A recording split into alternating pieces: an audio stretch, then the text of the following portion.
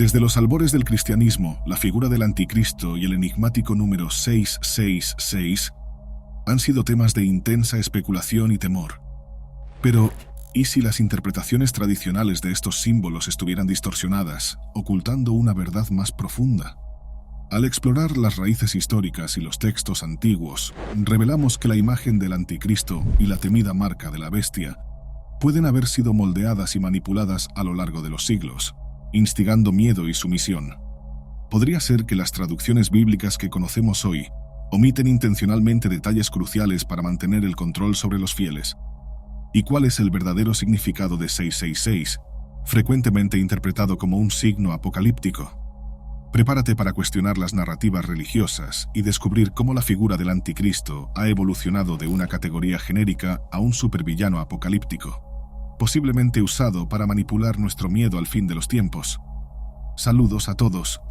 Si estás interesado en magia, alquimia, cábala, filosofía o la historia del ocultismo, asegúrate de suscribirte aquí en Camino Etéreo. Cada suscripción es un gran apoyo para los videos que hago en mi canal. En 1995, los escritores evangélicos Tim LaHaye y Jerry Jenkins publicaron Dejados atrás, una novela que aborda los últimos días de la Tierra. El libro trata del apocalipsis, enfocándose específicamente en las pruebas y tribulaciones de la humanidad después del arrebatamiento, un evento en el que cientos de millones de cristianos desaparecen repentinamente. Esta novela lanzó un imperio multimedia, inspirando otros 15 libros y 4 películas, incluyendo una protagonizada por Nicolas Cage. Como cualquier obra literaria, la serie Dejados atrás es un producto de su contexto histórico y cultural. En este caso, la serie se cuenta a través del lente de una teología evangélica específica de los tiempos finales, llamada dispensacionalismo. La teología dispensacionalista, que se originó en el siglo XIX, es un sistema de interpretación bíblica que influyó fuertemente en el protestantismo en los siglos XIX y XX. Fue desarrollada por John Nelson Darby, un predicador inglés del movimiento de los Hermanos de Plymouth. El movimiento de los Hermanos, también conocido como Hermanos de Plymouth o Hermanos de Plymouth Brethren, es un movimiento religioso que surgió en el siglo XIX en Inglaterra y en los Estados Unidos. Se destaca por su énfasis en la independencia de las iglesias locales y en una aproximación no denominacional de la fe cristiana. Darby propuso una lectura literal de las Escrituras y destacó una clara separación entre Israel y la Iglesia, viéndolos como dos pueblos distintos de Dios con destinos separados. El dispensacionalismo llegó a los Estados Unidos a través de las conferencias bíblicas y los escritos de Darby, y fue popularizado por figuras como Dwight L. Moody y C.E. Scofield. La Biblia de referencia Scofield, publicada en 1909, fue instrumental en la difusión de esta teología al incluir notas explicativas que presentaban los principios dispensacionalistas. El dispensacionalismo divide la historia en varias dispensaciones o eras, durante las cuales Dios trata con la humanidad de maneras distintas. Generalmente se identifican 7 dispensaciones. Inocencia, antes de la caída de Adán y Eva. Conciencia, desde la caída hasta el diluvio. Gobierno humano, posdiluvio hasta Abraham. Promesa de Abraham hasta Moisés, ley de Moisés hasta Cristo, gracia, desde la primera venida de Cristo hasta el arrebatamiento y reino milenial. El reinado literal de 1000 años de Cristo en la tierra. La distinción entre Israel y la Iglesia es un aspecto fundamental del dispensacionalismo. Israel es considerado el pueblo terrenal de Dios, mientras que la Iglesia es vista como el pueblo celestial. Las promesas hechas a Israel en el Antiguo Testamento son vistas como literales y se cumplirán en el futuro milenio. La escatología dispensacionalista es conocida por su visión premilenialista y frecuentemente pretribulacionista. El premilenialismo afirma que Cristo regresará antes del milenio para establecer su reino, y el pretribulacionismo cree que la Iglesia será arrebatada antes de la Gran Tribulación, un periodo de 7 años de sufrimiento que precede al milenio. Los dispensacionalistas defienden una interpretación literal de la Biblia, especialmente de las profecías, y creen que las promesas hechas a Israel en el Antiguo Testamento se cumplirán literalmente durante el milenio. En el contexto del dispensacionalismo, la escatología incluye una secuencia de eventos futuros, comenzando con el arrebatamiento de la Iglesia. En este evento, los creyentes en Cristo serán retirados de la tierra para encontrarse con el Señor en los aires. Basado en pasajes como Primera de Tesalonicenses 4. 16-17 y Primera de Corintios 15, 51-52. Pues dada la orden con la voz del arcángel y el resonar de la trompeta de Dios, el propio Señor descenderá del cielo y los muertos en Cristo resucitarán primero. Después de esto, los que estemos vivos seremos arrebatados juntamente con ellos en las nubes, para el encuentro con el Señor en los aires, y así estaremos con el Señor para siempre. He aquí os digo un misterio. En verdad no todos dormiremos, pero todos seremos transformados, en un momento, en un abrir y cerrar de ojos ante la última trompeta, porque la trompeta sonará y los muertos resucitarán incorruptibles y nosotros seremos transformados. Se cree que el arrebatamiento puede ocurrir en cualquier momento, salvando a la Iglesia de los juicios de la Gran Tribulación. La Gran Tribulación es descrita como un período de 7 años de juicios y sufrimientos sin precedentes en la tierra, dividido en 2 mitades de 3 años y medio. Durante este periodo ocurrirán eventos como la aparición del Anticristo, un líder mundial que hará una alianza con Israel y luego se volverá contra ellos, y los juicios de los sellos, las trompetas y las copas, que son series de juicios progresivamente severos que afligen a la tierra.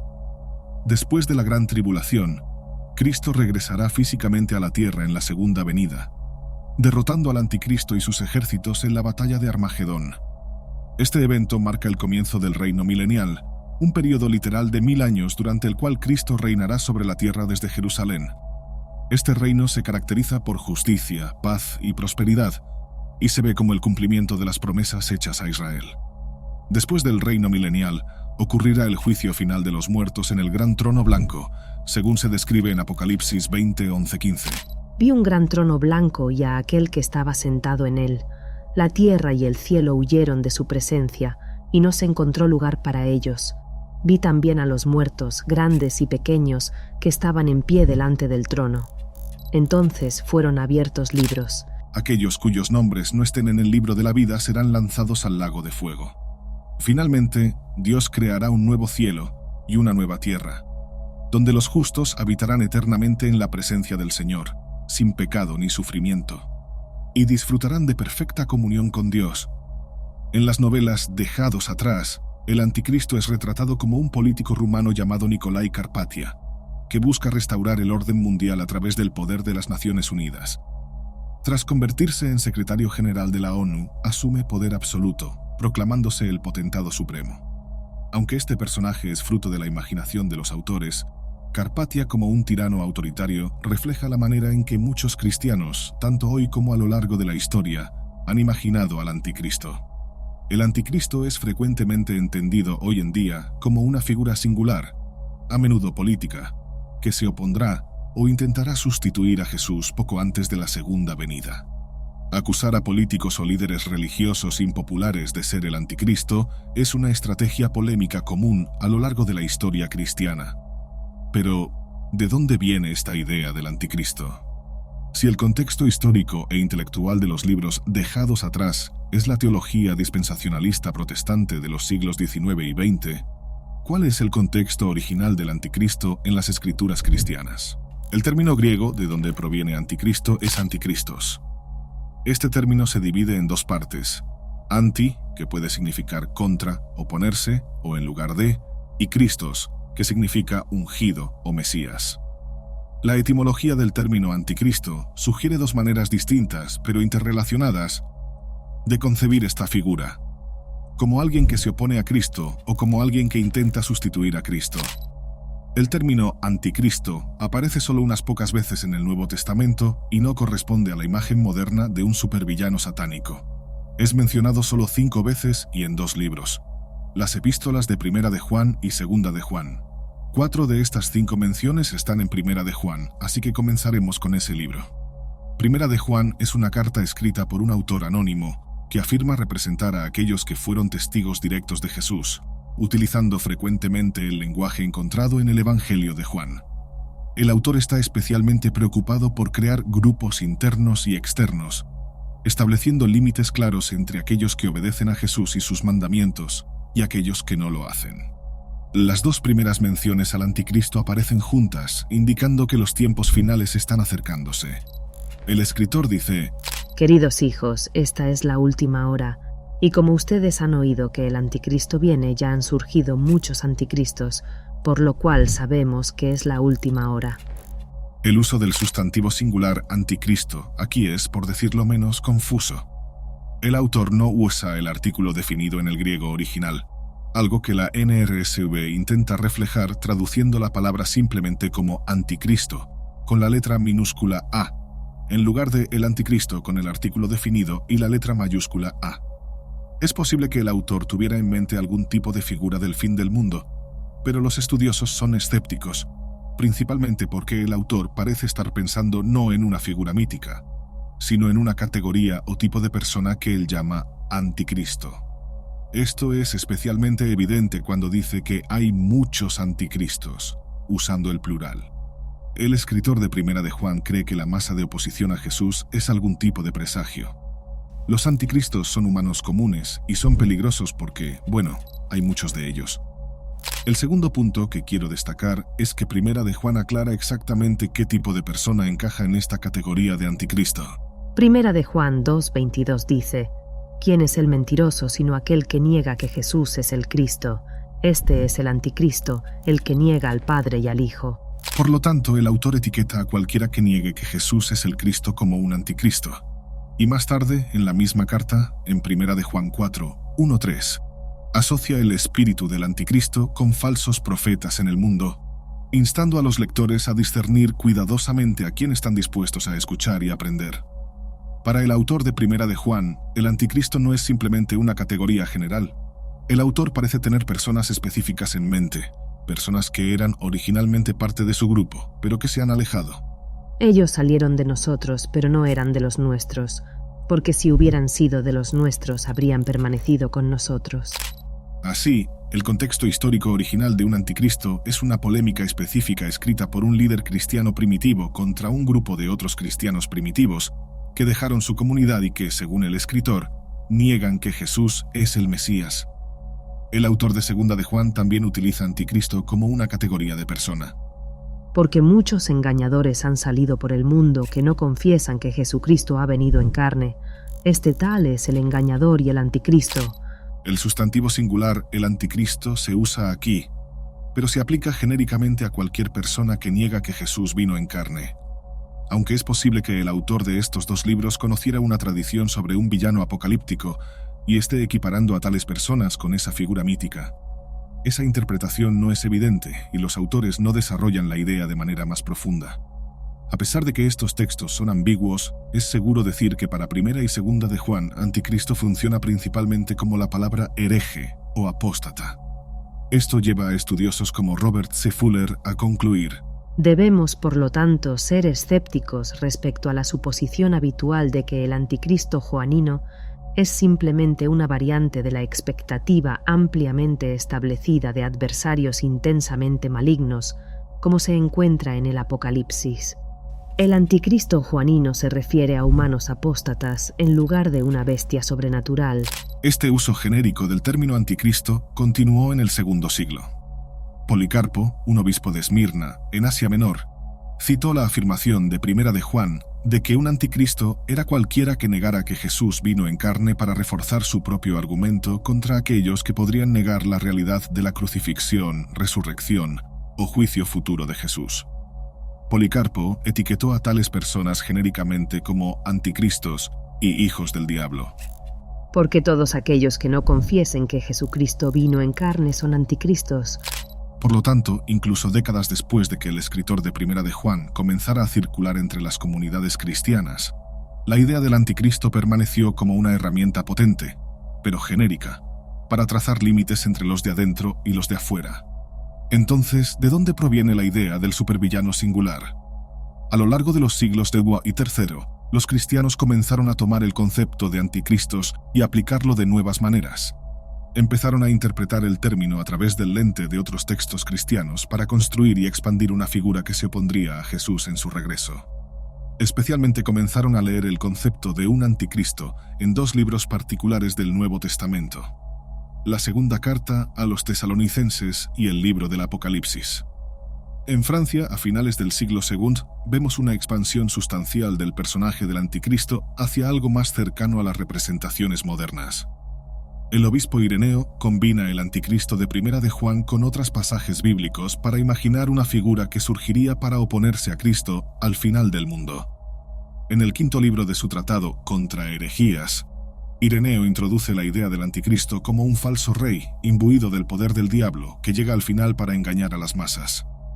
Ireneo combina el término anticristo de Primera de Juan con un pasaje de Segunda de Tesalonicenses sobre una figura misteriosa llamada el hombre de la iniquidad. El texto dice: «Pero con respecto a la venida de nuestro Señor Jesucristo, os rogamos, hermanos, que nadie os engañe de ninguna manera, porque no será así sin que antes venga la apostasía y se manifieste el hombre de la iniquidad, el hijo de la perdición». Segunda de Tesalonicenses afirma que este hombre de la iniquidad es el hijo de la perdición o destrucción, que se sentaría en el templo de Dios y fingiría ser Dios. El texto asocia al hombre de la iniquidad con señales y maravillas satánicas, y afirma que él ya está operando en el mundo y continuará hasta que Jesús regrese para destruirlo. Ahora, no tenemos certeza de a quién tenía en mente el autor, y esto es un misterio aún más complicado por el hecho de que no todos los estudiosos están de acuerdo en que el apóstol Pablo escribió Segunda de Tesalonicenses. Pero eso no impidió que los pensadores cristianos especularan.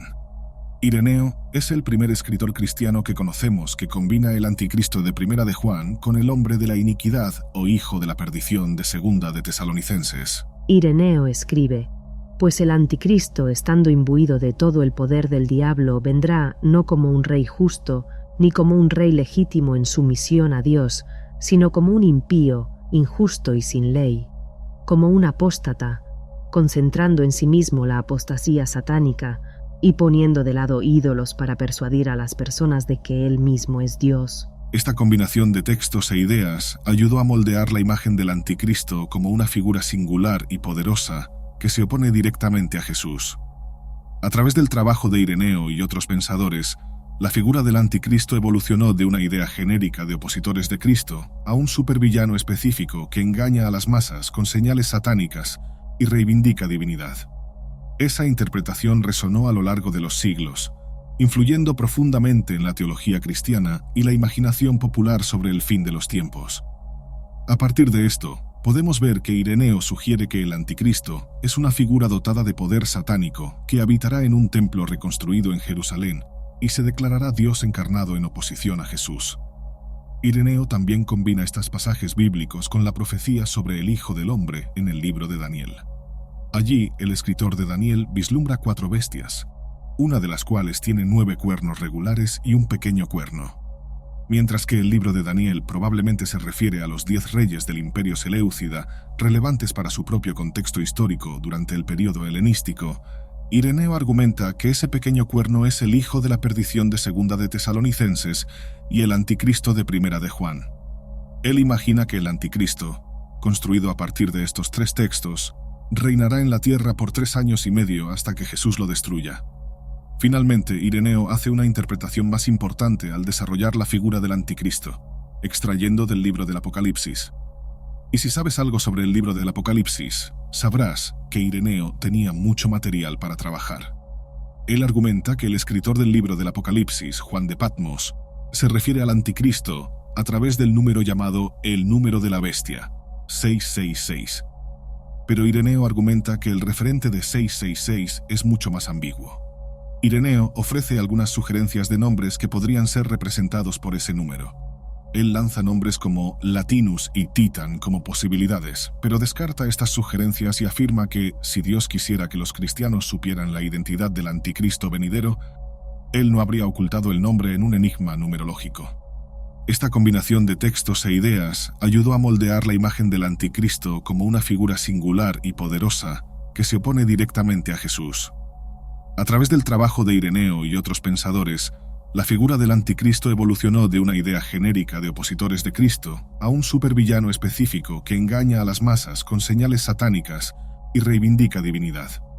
Esa interpretación resonó a lo largo de los siglos, influyendo profundamente en la teología cristiana y la imaginación popular sobre el fin de los tiempos. A partir de esto, podemos ver que Ireneo sugiere que el anticristo es una figura dotada de poder satánico que habitará en un templo reconstruido en Jerusalén y se declarará Dios encarnado en oposición a Jesús. Ireneo también combina estos pasajes bíblicos con la profecía sobre el Hijo del Hombre en el libro de Daniel. Allí, el escritor de Daniel vislumbra 4 bestias, una de las cuales tiene 9 cuernos regulares y un pequeño cuerno. Mientras que el libro de Daniel probablemente se refiere a los 10 reyes del Imperio Seleucida, relevantes para su propio contexto histórico durante el período helenístico, Ireneo argumenta que ese pequeño cuerno es el hijo de la perdición de Segunda de Tesalonicenses y el anticristo de Primera de Juan. Él imagina que el anticristo, construido a partir de estos 3 textos, reinará en la tierra por 3 años y medio hasta que Jesús lo destruya.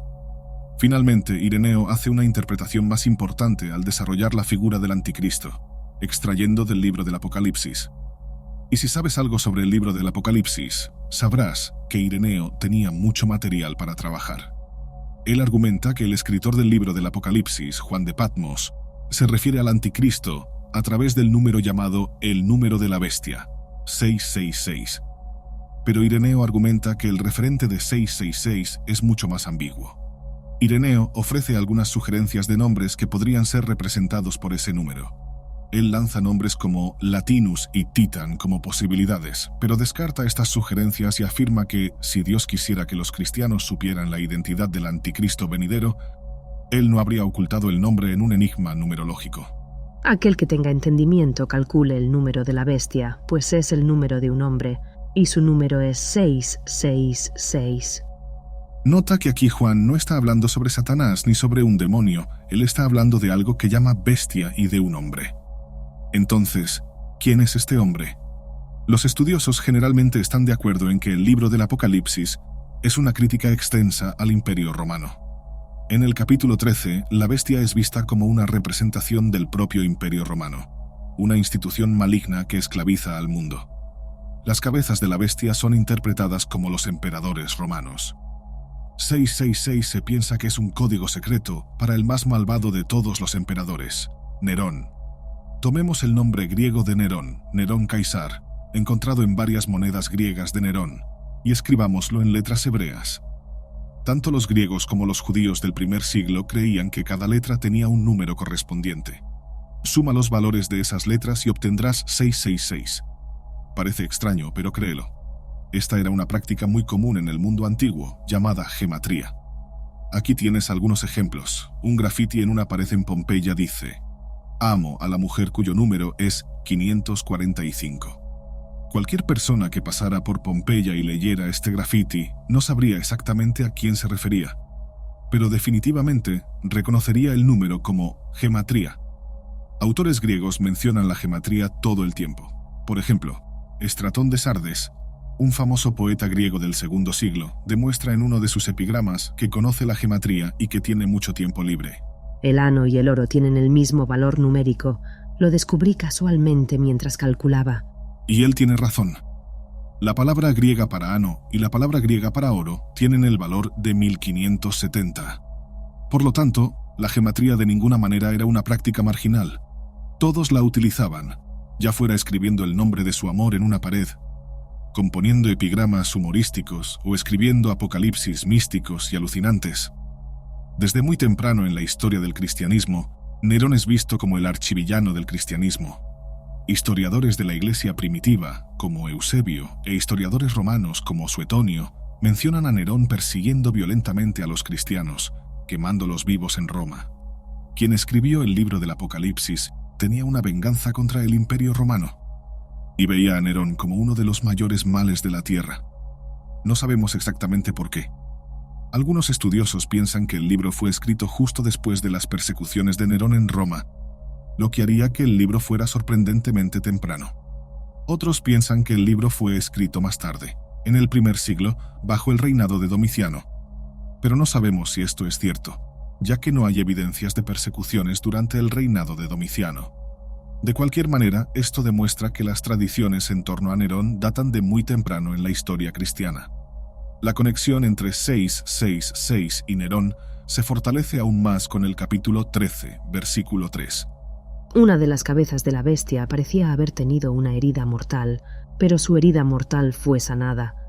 De acuerdo con los textos místicos judíos, los oráculos sibilinos, Se cree que Nerón resucitará en el fin de los tiempos para continuar causando estragos en la tierra. Entonces, ¿el libro del Apocalipsis puede estar haciendo referencia tácitamente a esta tradición? Después de todo, el autor parece estar profundamente inmerso en el misticismo judío. Ahora, algunos de ustedes pueden estar pensando que esto es una exageración o solo una coincidencia. Tuviste que cambiar la palabra griega a letras hebreas. No lo creo. Justo. Pero 2 manuscritos antiguos del libro del Apocalipsis prácticamente confirman esto para mí. Estos 2 manuscritos escriben 616 en lugar de 666. Esto no es una simple cuestión de un error de transcripción. 616 también deletrea Nerón en gematría hebrea, pero solo si omites la N final. Ahora, 616 probablemente no es la lectura original. La mayoría de nuestros manuscritos dice 666. Nuestro manuscrito más antiguo dice 666, pero esto muestra que había una lectura alternativa circulando en la época. Y esta lectura alternativa también era una cifra para el nombre Nerón. ¿Por qué el cambio? Bueno, un estudioso del Nuevo Testamento, Bruce Metzger, teoriza que es el cambio del nombre griego de Nerón al nombre latino de Nerón, que no tiene esa N final. Por ejemplo, nota cómo su nombre carece de la N en estas monedas latinas acuñadas durante su reinado. Ahora, lo que comenzó como un código secreto para el nombre de Nerón, explotó en todo tipo de teorías de conspiración y predicciones del futuro. Una de las teorías más comunes es que los implantes de chips RFID serán un presagio del apocalipsis. Vamos a hablar sobre 666, el microchip. El libro del Apocalipsis dice en ese momento que nadie podrá comprar o vender a menos que reciba la marca de la bestia. Ahora, por más interesante que sea estudiar a algunos de estos profetas de YouTube y sus teorías de conspiración, una cosa que generalmente tienen en común es que ignoran el contexto histórico del libro del Apocalipsis, usando el texto como una guía para predecir el futuro, en lugar de tomarlo en serio como un texto de un momento histórico específico a finales del primer siglo. Cerramos el paréntesis y volvemos al Anticristo. Otros cristianos en los siglos II y III continuaron expandiendo la figura del Anticristo, a veces siguiendo la dirección de Ireneo y otras veces desviándose de ella. El escritor norteafricano Tertuliano argumentó que el Anticristo sería una figura que aparecería cerca del fin del Imperio Romano, que negaría la resurrección de la carne en el juicio final. ¿Qué obstáculo hay sino el Estado romano, cuya caída al ser disperso en 10 reinos introducirá al Anticristo sobre sus propias ruinas? Junto con la combinación del Anticristo de Primera de Juan con el hombre de la iniquidad de Segunda de Tesalonicenses, como hizo Ireneo, Tertuliano también equiparó a esta figura con la bestia del Apocalipsis, con 7 cabezas y 10 cuernos. Prosigue afirmando que los profetas predijeron el fin del Imperio Romano, el juicio de Dios y la resurrección de la carne, pero que primero el Anticristo necesitaba ser destruido antes de que la resurrección pudiera realmente comenzar. Otro líder de la Iglesia, llamado Hipólito, compuso el primer tratado completo sobre el tema, titulado Sobre Cristo y el Anticristo. Probablemente escribiendo desde Roma, Hipólito ofrece un conjunto de preguntas y proposiciones sobre el Anticristo. ¿Cómo será su venida? ¿Cuál es su nombre? ¿De dónde es? ¿Cómo será detenido? Hipólito retrata a Cristo y al Anticristo como figuras en paralelo absoluto. Ambos serán como un león y un cordero. Ambos serán seres divinos encarnados, ambos serán circuncidados. Ambos tendrán la capacidad de reunir personas a su alrededor. Citando del libro de Deuteronomio 33:22, Hipólito es el primer autor cristiano en darle al Anticristo una historia de nacimiento particular. Coloca al Anticristo en la tribu israelita de Dan y como líder del pueblo del antiguo rival de los israelitas, Edom, mientras que Jesús viene de la tribu de Judá. Aunque ambos, Cristo y Anticristo, son tratados como figuras judías, la identidad judía del Anticristo aquí desencadena una larga historia de ataques antisemitas, asociando el judaísmo con el Anticristo. Por lo tanto, la transición de categoría genérica a supervillano específico sucedió bastante temprano en la historia cristiana. Hasta el final del Imperio Romano, un personaje anticristo es construido a partir de varios libros, especialmente Segunda de Tesalonicenses, el libro de Daniel y el libro del Apocalipsis. A medida que avanzamos hacia el período medieval, la figura del anticristo se desarrolla aún más, convirtiéndose en el principal oponente que el pueblo elegido por Dios o incluso los ángeles necesitarán combatir al final del mundo.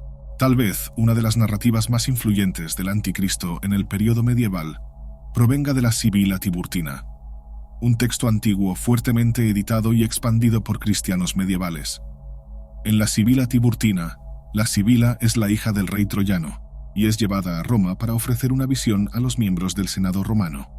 En esa visión, ella prevé el reinado de una figura llamada el Último Emperador. Este emperador se convierte en un personaje importante dentro de la especulación cristiana medieval sobre su papel en mantener y perfeccionar el Imperio Romano.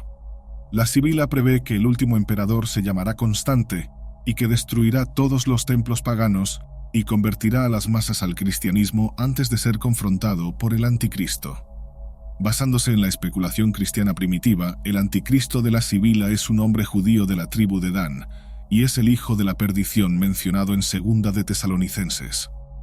La Sibila Tiburtina coloca al Anticristo junto a otro enemigo para que el último emperador enfrente, Gog y Magog, 2 naciones en alianza con Satanás mencionadas en el libro del Apocalipsis, pero ahora reconfiguradas como pueblos bárbaros del norte, que Alejandro Magno encerró hasta el fin del mundo. El último emperador levanta su ejército, derrota a Gog y Magog, y luego va a Jerusalén para deponer su corona antes del regreso de Cristo. Algunas narrativas medievales también comienzan a confundir al diablo y al anticristo. Por ejemplo, el diálogo medieval entre Jesús y el diablo llena lagunas en la narrativa de la tentación de Jesús en el desierto, explorando qué conversaciones pudieron haber tenido el diablo y Jesús en su único encuentro terrenal. Durante esta conversación, el diablo afirma ser el anticristo cuando está encarnado en la tierra. En ese texto, Jesús encierra al diablo en una cueva y afirma que el diablo regresará un día y tomará la forma de un pez en conserva en un mercado de carne, que será entonces comprado, comido y nacido de una mujer llamada Perdición. Así, aquí, la afirmación cristiana primitiva de que el anticristo es la misma figura que el hijo de la perdición de 2 de Tesalonicenses se toma literalmente. El anticristo es literalmente nacido de una mujer llamada Perdición. Por lo tanto, podemos ver, a partir de esta historia medieval basada en un pez, que el personaje del anticristo se desarrolla bastante a lo largo de la historia cristiana. En su contexto original, anticristo es una categoría genérica de un texto polémico que etiqueta a un grupo de cristianos que dejaron una comunidad cristiana particular como anticristos. Pero desde el siglo II y a lo largo del periodo medieval, vemos una tendencia en el desarrollo de la figura del anticristo. Primero, los escritores cristianos tendían a encontrar nuevos pasajes bíblicos para añadir a sus previsiones de quién sería el anticristo. Construyeron complejas redes de interpretación de las escrituras para explorar la vida y el destino de una figura que solo fue brevemente mencionada en 2 epístolas cortas. Segundo, los escritores cristianos a lo largo de los siglos continuaron acumulando detalles biográficos sobre el anticristo, su etnia, nombres potenciales, comportamientos, actividades, poderes y hasta una historia biográfica que incluye luchar contra el último emperador romano para preparar el fin del mundo. Algunos cristianos querían saber lo máximo posible sobre la figura demoníaca que imitaría a Cristo y llevaría a tantas personas al error. Y los escritos cristianos primitivos y medievales ofrecían a los cristianos información detallada y a veces incluso contradictoria sobre este oponente final. Un esfuerzo que muchos cristianos toman en serio hasta hoy. Esta búsqueda por comprender al anticristo resultó en un personaje que evolucionó de una simple designación a una figura detallada con diferentes versiones. Las interpretaciones y especulaciones a lo largo de los siglos reflejaron las preocupaciones teológicas, culturales y sociales de cada época, moldeando la manera en que los cristianos veían el mal y la batalla final entre el bien y el mal. La figura del anticristo se convirtió en un símbolo poderoso en la escatología cristiana, influyendo tanto en la literatura religiosa como en la imaginación popular sobre el fin de los tiempos.